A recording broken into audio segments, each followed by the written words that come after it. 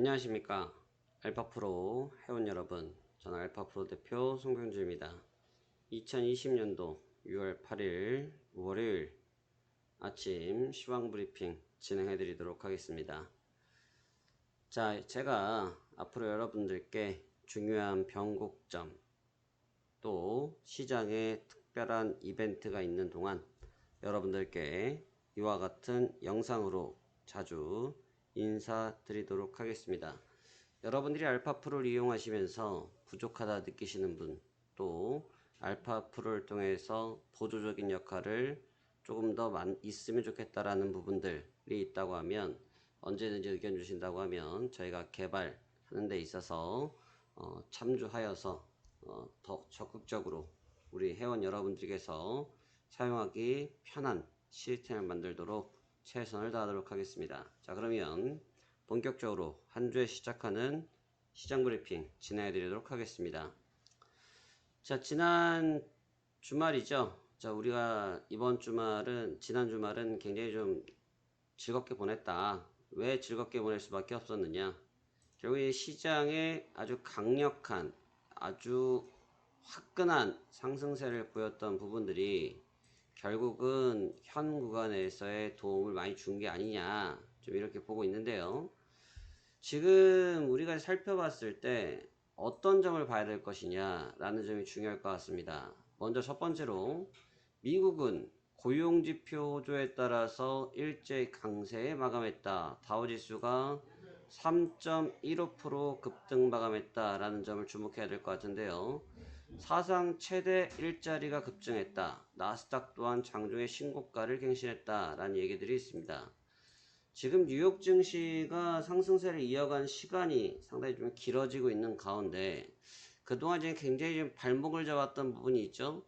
이 코로나 사태로 인해서 일자리가 계속 줄었던 부분들이 오히려 반대로 정부에서 유동성을 공급한 시점부터 역대 최대폭으로 늘어난 부분들이 시장을 지금 이끌고 있다는 겁니다. 결국 이제 굴곡이 있었다 보니까 굴곡이 있던 구간에서 각국의 정부에서 공격적인 지원이 있었고 각국에서 정부에서 공격적인 지원했던 부분들이 소비 활성화 또 지금과 같은 일자리에 대한 부분에 힘을 쏟아 부어줬던 부분들이 주가를 상승 견인하는 데 있어서 도움을 주었다라고 평가할 수 있겠습니다. 지금 다우지수 같은 경우는 지난 금요일 3.15% 상승 마감을 했는데 추세적으로 상당히 좀 강력합니다. 특히 외바닥이라고 볼 수 있는 단기 저점을 3월달에 확인한 이후에 V자형으로 빠르게 급등, 현 구간대에서의 조정을 아주 기간 조정을 예쁘게 가져갔죠. 쉬어가는 구간을 가져가면서 2차 파동으로 넘어가는 구간이었기 때문에 여기에서 다시 한번 돌파형 양봉이 나왔다라는 점은 주목해 볼 필요가 있습니다. 하지만 좀 아쉬운 부분은 현재 요 포인트죠. 현재 요 포인트가 윗꼬리가 좀 달렸다라는 건데 이 윗꼬리가 있다라는 것은 무슨 뜻이겠습니까? 우리가 이 캔들을 보았을 때 윗꼬리 그리고 아랫꼬리가 있을 때는 아랫꼬리는 기본적으로 밑에서 저가 매수를 하는 주체가 많다라는 뜻이 아랫꼬리가 길 때가 나타나겠죠. 반대로 윗꼬리와 같은 경우는 현 구간에서 매물 출회가 많았다라는 얘기인데 지금처럼 다이나믹한 상승을 보여줬음에도 불구하고 오히려 매물이 나왔다라는 것은 미국 시장 다우지수에서 시장을 참여하고 있는 투자자들 또한 현재의 상승이 기쁘고 반갑기는 하지만 공격적으로 트레이딩을 이어가기보다는 오히려 백업하는 플레이, 오히려 방어하는 플레이에 집중하기 시작했다라는 그림을 현 그 차트에서 살펴볼 수가 있겠습니다. 또 아울러서 나스닥과 같은 경우는 거의 비슷한 형국을 보여주고 있지만 다우지수와는 좀 다른 국면이 좀 있죠. 다우지수와 같은 경우는 현재 구간에서 강하게 윗꼬리가 달렸다고 하면 나스닥 같은 경우는 윗꼬리 형태 굉장히 좀 짧은 편에 있고요. 더 중요한 것은 직전 2월 달에 있었던 고점을 갱신했다는 것이 아주 주목해 볼 필요가 있습니다. 9,845포인트. 네, 조만간 나스닥 지수가 10,000포인트를 보는 시점이 거의 임박하고 있다라고 생각될 정도로 아주 강렬한 모습을 보여주고 있는데요.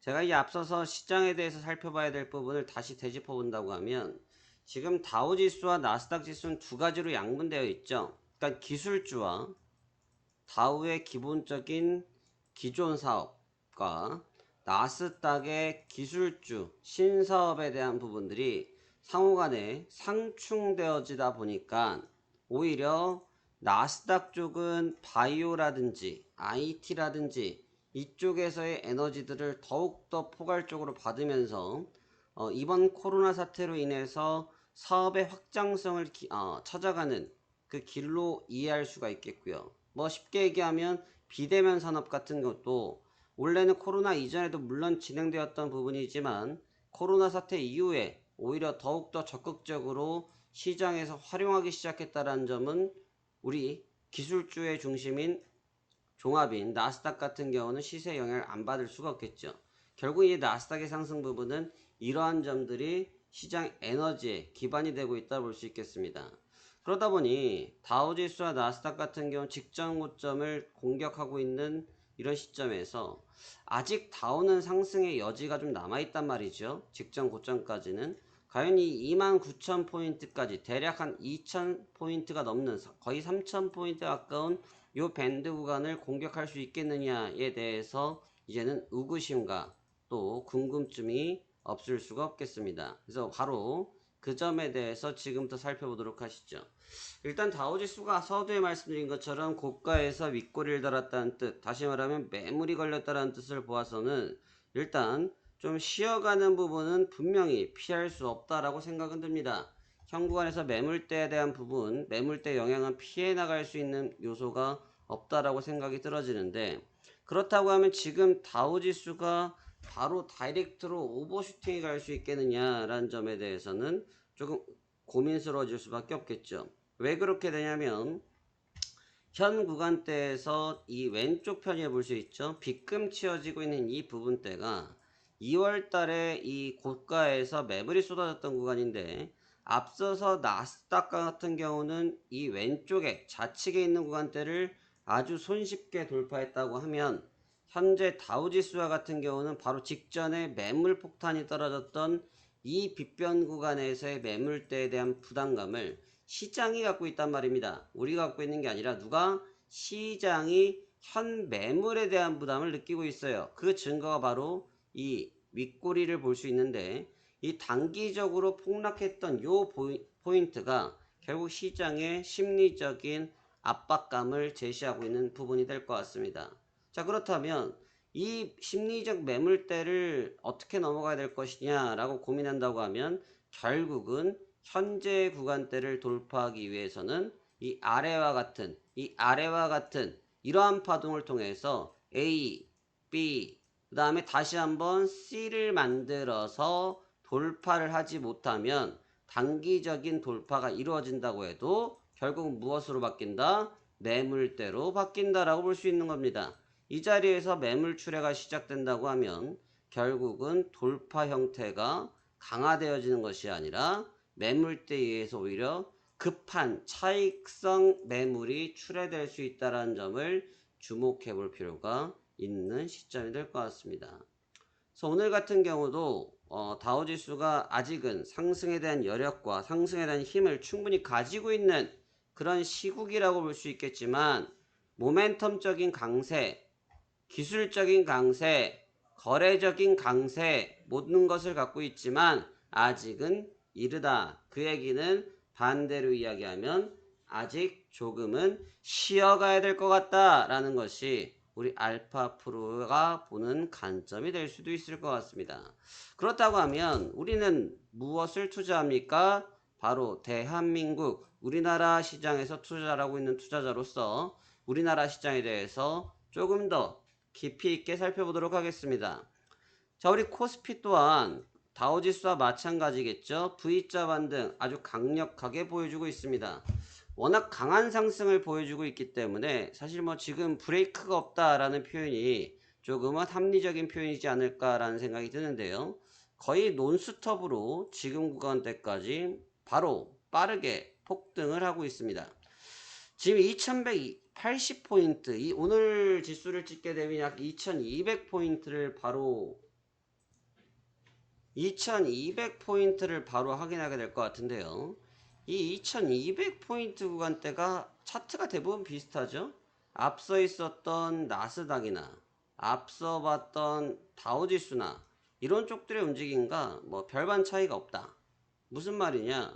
결국은 우리나라 지수 또한 2200선상에서 코로나 이전 구간대를 이미 회복한 직후이기 때문에 극심한 저항성 매물을 경험하고 있는 것은 변함없는 사실입니다. 우리나라 증시가 올라가는 큰 이유 중에 하나가 뭐가 있습니까? 일단은 우리가 뉴스에도 많이 나오고 있지만 공매도가 현재로서 멈춰 있습니다. 오늘을 기점으로 해서 공매도가 재개되는 날까지 얼마? D-100일이 남아 있습니다. 다시 말하면 100일 뒤부터는 우리나라 증시는 다시 공매도가 부활하게 됩니다. 이 공매도가 부활한다는 얘기는 우리 쉽게 얘기하면 올라온 주식, 상승한 주식에 대해서 그 주식을 매도할 수 있는 것이고요. 그 주식을 매도함으로써 어떻게 됩니까? 주식이 하락하는 가치에 따라서 수익을 창출할 수 있는 모델링을 만들 수 있게 되는 거죠. 그러면 100일 동안 계속 오르기만 할 것이냐? 그것은 아닐 거라는 것이죠. 결국 무슨 얘기냐면 현재 고가권이라고 표현하기는 좀 그렇습니다만 코로나 때로 인해서 폭락했던 증시들이 미국도 우리나라도 아시아도 유럽도 모두 회복했지만 V자 구간까지 도달한 현 구간이 결과적으로 조심해야 될 시점이다. 왜 그러냐? 앞서 제가 다우지수를 설명드렸을 때 무슨 얘기 했습니까? 고용지표 얘기 설명드렸고 일자리 이야기 설명드렸습니다. 일자리 당연히 코로나 터진 직전 직후 바로 사람이 줄어들 수밖에 없겠죠. 그런데 지금 저점 불과 2달 석 달 전에 각국의 정부에서 적극적으로 지원하고 경기를 부양하기 위해서 쏟아부었던 에너지의 결과가 지금 6월 달에 나타나기 시작했는데 그렇다고 하면 지금 이미 모두한 정책을 갖다 부어서 경기를 살려놨는데 앞으로 계속 쏟아 부을 것이냐? 그렇지 않을 거란 말입니다.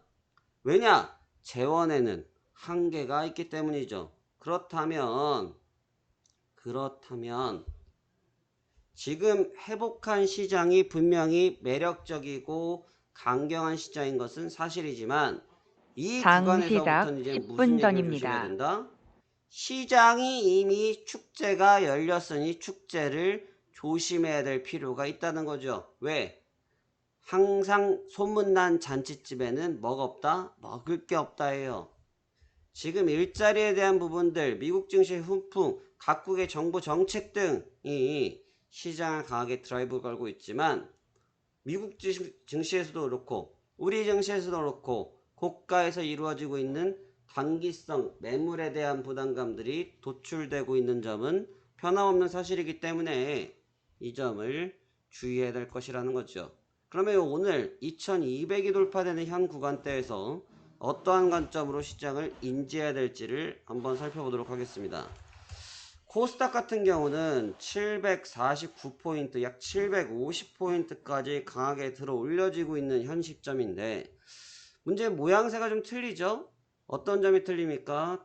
우리 코스피아 같은 경우는 직전 고점 이 아래 부분에 유지를 하고 있다고 하면 역시 코스닥 같은 경우는 미국의 나스닥과 마찬가지로 강한데 오히려 나스닥보다는 더 강한 형태를 보이죠?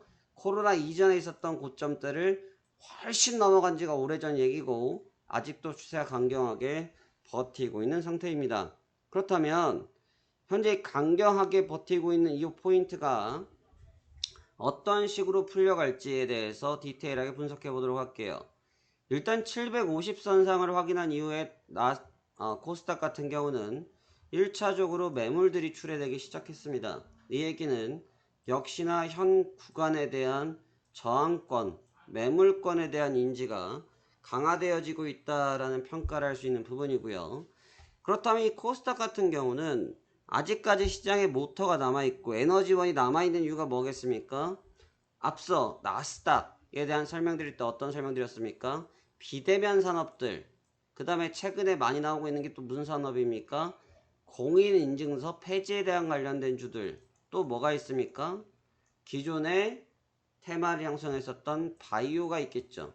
바이오 같은 경우는 어쩔 수 없이 코로나 때문에 인해 이 바이오라는 단어 자체가 테마가 형성되고 있고, 그 다음에 이 비대면이라는 부분은 코로나로 인해서 사람과 사람이 만나서 업무를 진행하기 어렵기 때문에 비대면적 업무를 진행하는 부분이 나타나는 것이고, 그러다 보니 업무의 편의성을 위해서 우리가 늘 우리 본인을 인정하기 있어서 필요했던 공인인증서에 대한 폐지 법안 등이 다시 시장에 등장하면서 이러한 부분들이 맞물려 돌아가기 시작했다. 결국은 기술주와 바이오 이런 업종들이 주되게 이루어져 있는 코스닥 같은 경우는 현 구간에서 상승하지 않을 수 없었다라고 볼 수 있겠죠.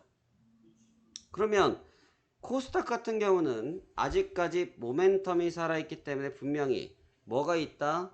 시장에 에너지가 있다라고 볼 수 있는데, 그럼 반대로 코스피는 어떻게 될 것이냐라는 것을 주목해 볼 필요가 있어요. 물론 이 대기업과 중소기업이라는 단순한 구분을 할 수도 있겠지만, 이 대기업 집단 같은 경우는 현재는 상대적으로 수혜에 대한 부분이 좀 약하겠죠. 왜냐하면 지원 자체가 중소기업, 또 중강, 중소 이런 식으로 대기업 집단보다는 약간 아래 집단 쪽에 지원이 많이 가고 있기 때문에, 또 대기업 집단은 오히려 현재 구간에서 산업의 타격을 상당히 많이 받고 있을 수밖에 없죠. 왜냐? 마켓 자체가 내수용 마켓보다는 글로벌 해외 마켓도 상당히 많이 보유한 상태이기 때문에 오히려 이러한 점들이 시장 부담으로 작용되었을 가능성이 높다라고 볼 수 있는 겁니다.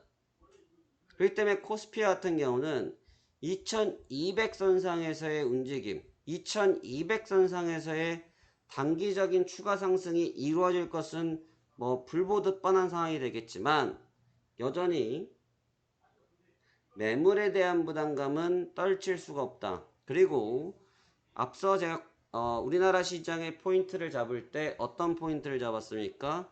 공매도라는 부분을 잡았는데 3개월이라는 시간을 말씀드렸습니다. 정확하게 100일 뒤에 공매도가 진행이 되어지는데 아직까지는 거래가 안 되겠죠. 그 얘기는 지금 당장 시장이 주는 데미지가 없을 수는 있겠지만, 결과적으로 이러한 점들이 장 시작 어떤 5분 부분을 전입니다. 만들어낸다? 시장의 상승을 이미 편입한 투자자들은 매물화에 대한 부분, 매물출에 대한 부분이 부각되어질 수밖에 없다는 겁니다. 그래서 오늘 같은 장이 오히려 확인하기가 더 수월할 것 같은데요. 아침 동시효과가 지금 약 2212포인트, 2200포인트급 이상에서 출발할 걸로 보여지는데, 간단 명료하죠. 2200포인트 선상을 회복한 시장이 끝까지 지켜낸다고 하면 강한 시장이 될 수 있겠지만, 오히려 2200 선상에서 매물화로 전환되어진다고 하면 제가 설명드리고 있는 매물의 부담에서 시장이 탈피하지 못했다라는 것에 반증되어지는 증거이기 때문에 공격적인 트레이딩은 굳이 하실 필요가 없을 걸로 보여집니다. 그러면 무슨 도움을 받으면 됩니까? 우리 알파 프로가 자랑하고 있는, 우리 알파 프로가 가장 잘하는, 시장이 움직일 때, 시장이 흔들릴 때 분할로 매입할 수 있는 분할 매수 전략이나, 또 알파가 판단했을 때 현재 시점에서 트레이딩하기 좋다고 평가한 전략 종목들에 대해서 조금 더 주목해서 접근하신다고 하면 오늘장 좋은 대응할 수 있다고 생각합니다. 그래서 지금 구간 때는 같이 흥분해서 현재 구간을 즐기는 것이 아니라 오히려 객관적이고 냉정하게 시장을 판단하고 대응하는 현명한 투자자가 되시길 바라겠습니다. 이번 주도 성공 투자 기원 드리며 큰 수익 얻으시는 한 주간 되길 바라겠습니다. 화이팅 하십시오. 감사합니다.